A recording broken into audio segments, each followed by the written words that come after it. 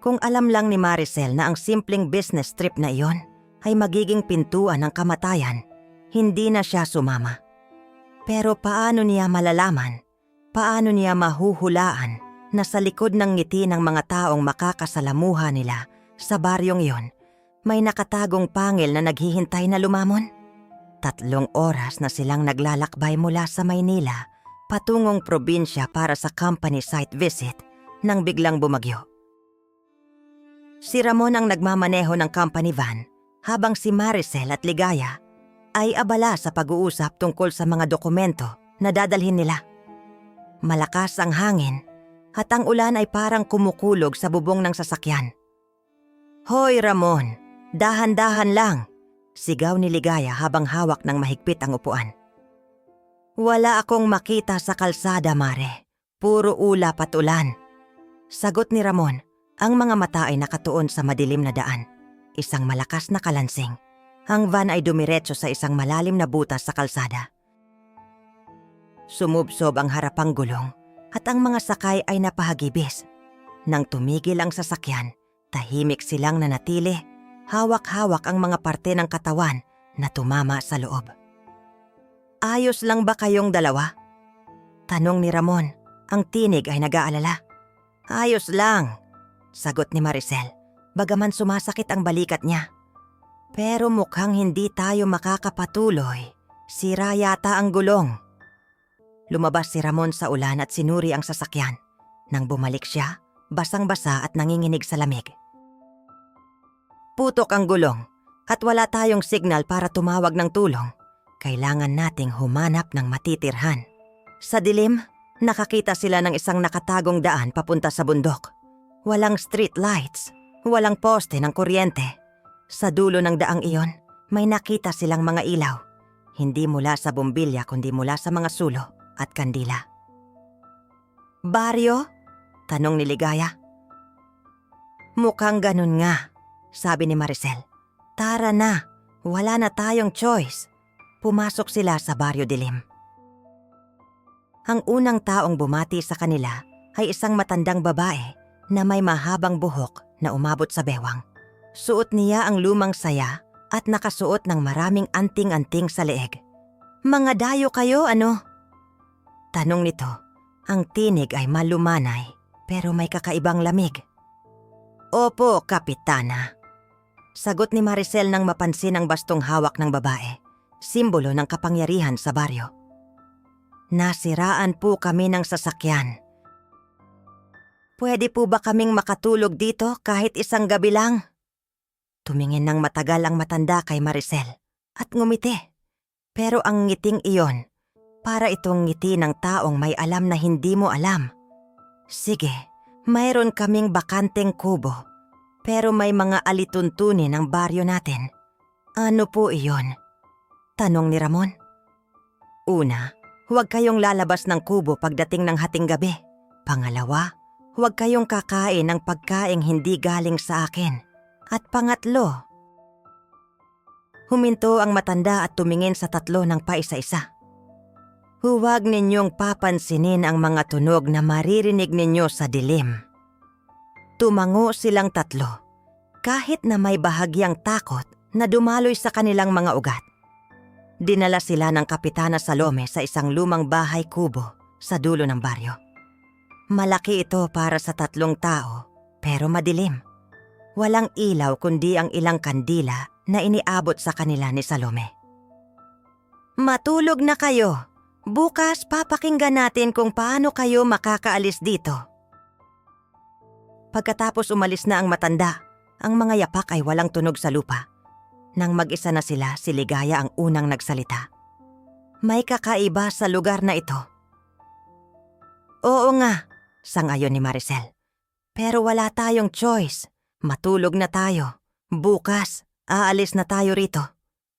Pero hindi sila nakatulog ng mahimbing. Mga bandang 11:00 ng gabi, narinig ni Maricel ang isang tunog mula sa labas. Parang kaluskos, parang may gumagapang sa bubong. Mabilis siyang napaupo at tumingin sa kisame. Ang kaluskos ay lumipat mula sa bubong patungo sa pader. Bumilis ang tibok ng puso niya. Maricel? Bulong ni Ramon mula sa kabilang sulok. Naririnig mo ba iyon? Oo. Bulong niya pabalik. Pero sabi ni Kapitana, huwag nating papansinin. Pero imposibleng hindi pansinin. Ang tunog ay lumakas, parang may kumakalmot sa kahoy. Parang may humihinga sa labas ng bintana. At nang tumingin si Maricel sa butas ng dingding, nakita niya ito. Isang mata, pula, nakatitig sa kanya. Napasigaw siya at tumalikod, ang katawan ay nanginginig. Ramon at Ligaya ay nagising at lumapit sa kanya. Anong nangyari? Tanong ni Ligaya. May nakita ako. May mata sa labas. Tumingin si Ramon sa butas, pero wala na roon. Wala ng tao, Maricel. Baka panaginip lang. Pero alam ni Maricel na hindi iyon panaginip. Kinabukasan gumising sila sa tunog ng mga manok at mga boses ng mga tao sa labas. Nang lumabas sila ng kubo, nakita nila ang baryo sa liwanag ng araw. Pero kahit sa umaga may kakaiba pa rin. Ang mga taong nakikita nila ay masyadong maputi, parang hindi naaabot ng araw. At ang mga bata, naglalaro pero walang ngiti sa mga mukha. Lumapit si Kapitana Salome at may dalang pagkain, sinangag, itlog, at isang mangkok ng sabaw na kulay pula. Kumain na kayo, sabi nito. Mahaba ang paglalakbay pa uwi. Naupo silang tatlo at nagsimulang kumain. Pero nang tikman ni Maricel ang sabaw, napakunot ang noo niya. Lasang bakal, lasang dugo. Tumingin siya kay Ramon at Ligaya. Pareho silang tumigil sa pagkain. Salamat po, Kapitana, sabi ni Maricel. Ngumiti kahit na nag-aalangan. Pero busog pa kami. Kakakain lang namin kanina. Tumitig si Salome sa kanya. Ang mga mata ay nanunuot. Sigurado ka? Oo po. Tumango ang matanda at umalis na may dalang pagkain. Nang malayo na ito, bumulong si Ligaya. Lasang dugo ang sabaw na iyon. Alam ko, sabi ni Maricel. Kaya hindi tayo dapat kumain ng kahit ano rito. Kailangan nating umalis. Ngayon na. Nagtungo sila sa gitna ng baryo upang hanapin si Kapitana Salome at tanungin kung paano sila makakaalis.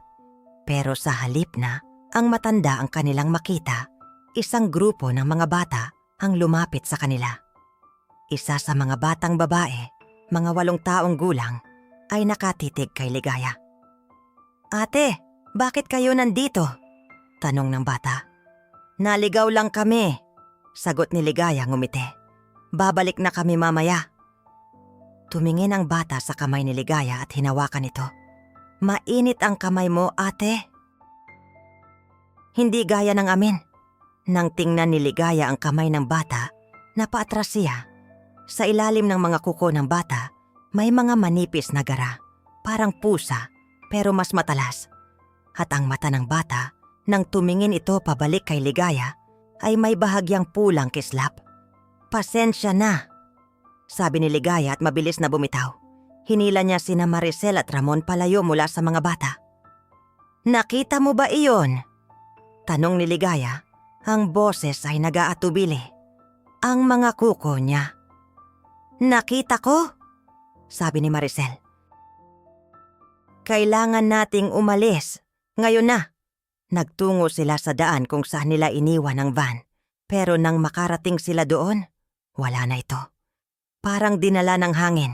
Sa halip, ang daan ay napapalibutan na ng mga puno at halamang gumagapang. Parang hindi na ito ginagamit ng mga tao sa loob ng mahabang panahon. Nasaan ang van? Tanong ni Ramon.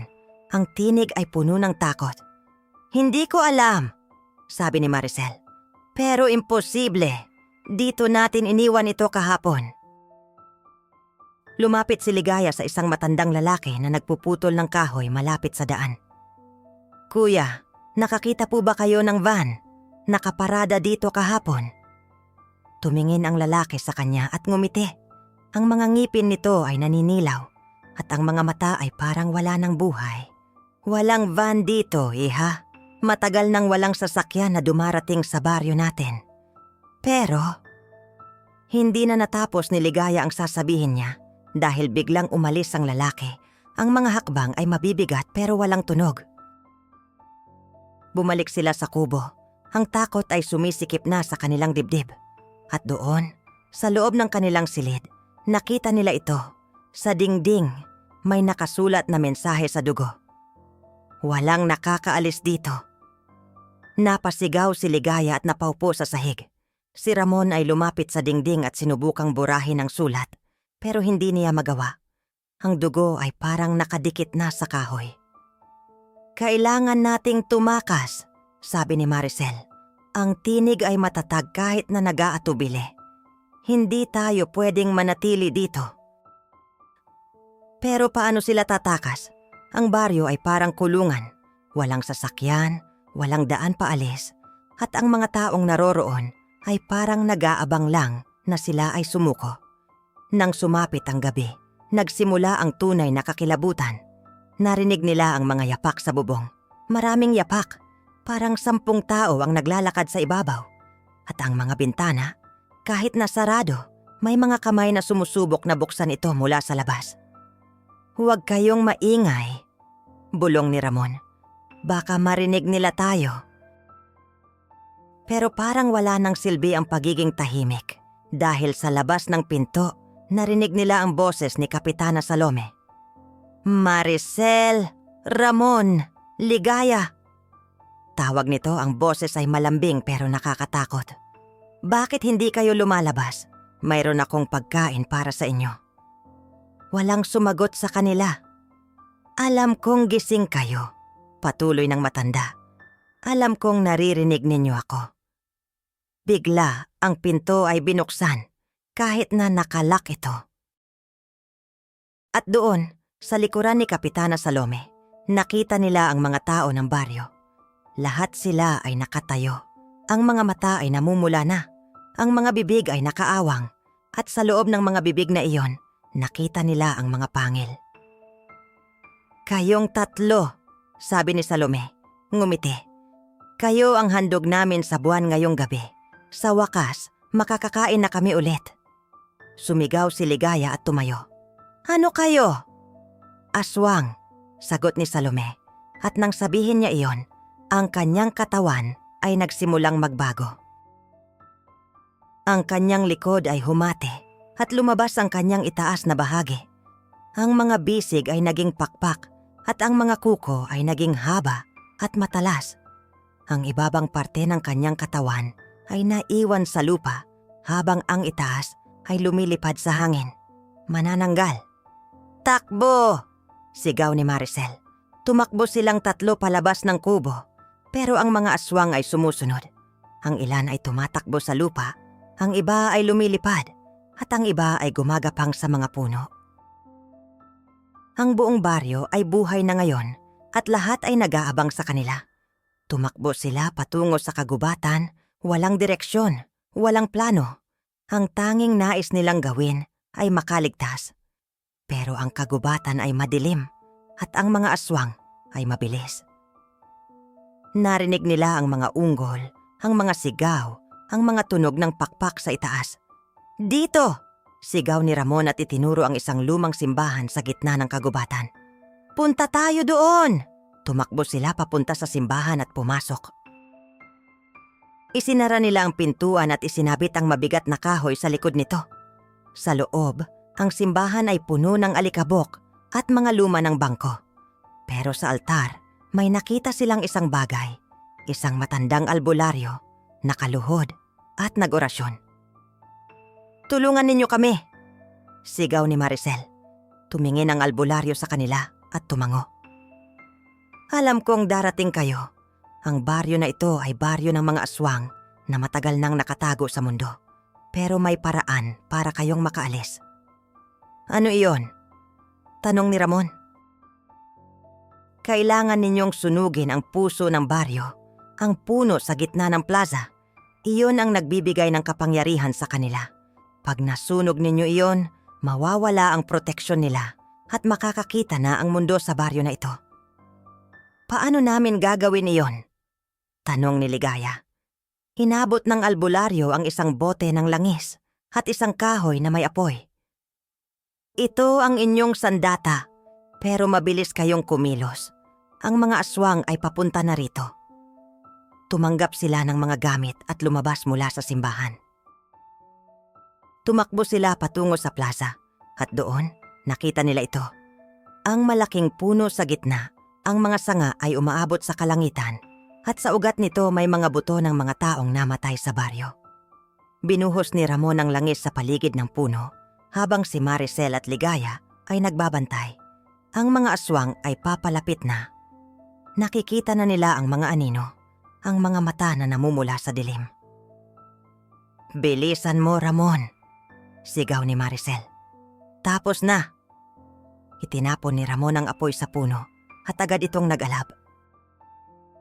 Ang apoy ay kumalat ng mabilis at ang puno ay nagsimulang masunog. Sumigaw ang mga aswang, isang malungkot, masakit na sigaw na parang dinudurog ang kanilang mga kaluluwa. Ang kanilang mga katawan ay nagsimulang maging abo at ang buong baryo ay nagsimulang lumindol. "Takbo!" sigaw ni Maricel at tumakbo silang 3 palayo mula sa baryo. Tumakbo sila ng tumakbo hanggang sa makarating sila sa isang pangunahing kalsada. At doon, nakita nila ang mga sasakyan na dumadaan, ang mga tao na nagtatrabaho, ang mundo na normal. Huminto sila at huminga ng malalim. Buhay pa sila. Pero nang lumingon si Maricel sa likuran, wala na roon ang baryo. Parang hindi ito kailanman umiral. Ang tanging natira ay ang alaala, ang mga mukha, ang mga sigaw, at ang katotohanang halos naging handog sila sa kadiliman. "Umuwi na tayo," bulong ni Ligaya. Ang luha ay pumapatak at umuwi nga sila. Pero kahit anong gawin nila, hindi nila makalimutan ang baryo dilim. Ang baryong hindi nakikita ng liwanag. Huwag kalimutang i-like at mag-subscribe para mawala pa ang mga ganitong kwento.